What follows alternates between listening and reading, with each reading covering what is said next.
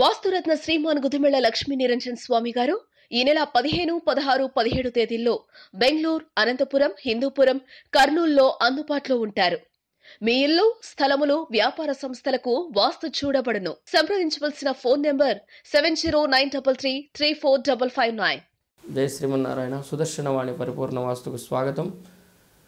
ఈశాన్యంలో బాత్రూమ్ ఉంచినట్లయితే జ్యేష్ఠాదేవి ఇంటికి వస్తుంది, అది అందరికీ తెలుసు. కానీ ఇంకా కూడాను చాలామందిని మనం అబ్జర్వ్ చేస్తున్నాము, ఈశాన్యంలో బాత్రూమ్ పెడుతున్నారు.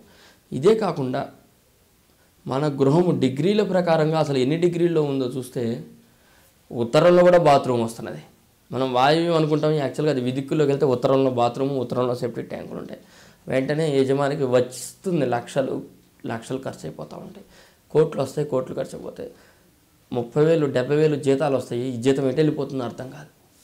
కనుక ఇంటికి ఈశాన్య భాగంలో గనక ల్యాబరేటరీస్ కానీ ఏమైనా కానీ ఏర్పాటు చేస్తే, ఇటీవల కూడా ఒక ఇమేజ్ కూడా చూపించాము, తూర్పు భాగంలో మనం బాత్రూమ్స్ పెట్టినవి.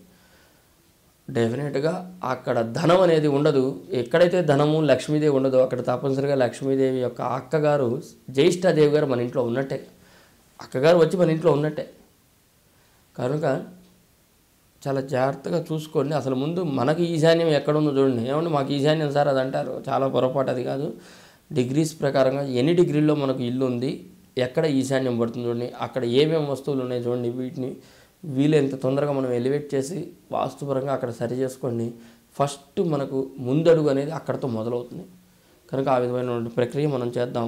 సుదర్శనవాణి యూట్యూబ్ ఛానల్ అట్టగానే సబ్స్క్రైబ్ చేసుకోండి. చక్కగా మంచి వాస్తు సూత్రాలని మనం తెలుసుకుందాం. జై శ్రీమన్నారాయణ.